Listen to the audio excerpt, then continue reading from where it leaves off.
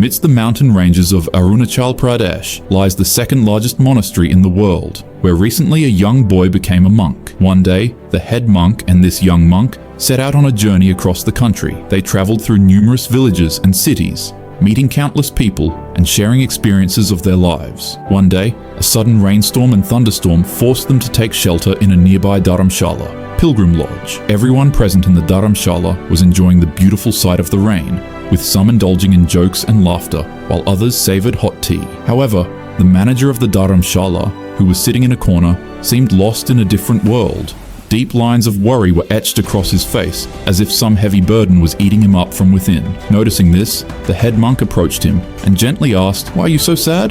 Why does the joy of this weather not reach you?" Initially, the man tried to brush off the monk's question, but after a bit of small talk, he began to reveal his true problem. The man said, "No matter what I do, something always goes wrong. Despite all my hard work, I'm unable to find a good job or meet my family's basic needs properly. My wife and 2 children live with the hope that things will get better someday, but I feel like I've failed as both a father and a husband." Hearing this, the young monk couldn't hold back and asked, "Are you searching for a better paying job?" The man replied, "What's the use? It's so difficult to find good paying work these days, and with everything being so expensive, even the smallest needs require a large amount. How can life go on like this?" After listening to all this, the head monk responded in a calm tone, "You carry a heavy burden in your heart, don't you? Things aren't as you hoped they would be, right?" The man replied, "Yes, you're absolutely right.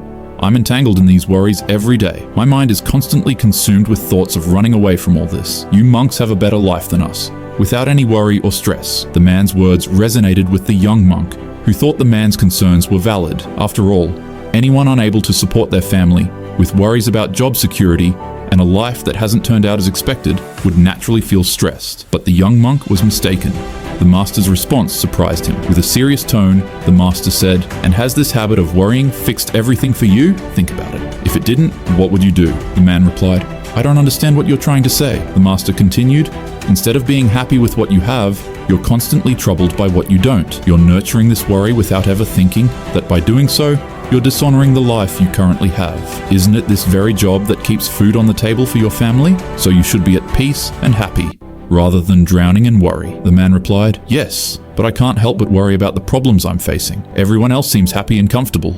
I just want to find peace somewhere far away." The master replied, "Yes, everyone else who has faced challenges has worked towards solving them, rather than sitting and brooding over them. Don't you think you're spending each precious moment of your life suffocating under the weight of endless worries? Have you ever lived life properly with all this worry?" The man replied, "But tell me, master, how can any human live without worry, stress, or sadness? I agree that you monks are away from worldly life, but those who are entangled in it and who wish to fulfill their responsibilities must carry these worries. Am I wrong to worry about not being able to keep my family happy?" Hearing this, the young monk too felt the man was making sense. After all, how could anyone live a life free from worry, stress, and disappointment? Yet he was curious to hear how his master would respond to this. The master began to explain calmly, "Yes, it's true that no one in the world is free from this.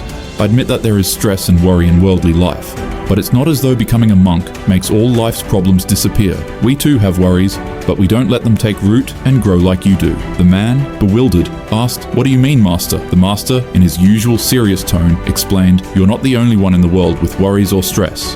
Even a small child lives in anxiety, though not for the same reasons. A child might worry about falling behind another kid or fear being scolded by a teacher. Even elderly people near the end of life face concerns and sadness, but that doesn't mean they dwell on them forever. When a problem comes to us, we start looking for solutions rather than letting it linger. Each of your problems has a solution if you focus your mind on solving it rather than letting worry take root in your heart, mind, and body. Worry is like fire.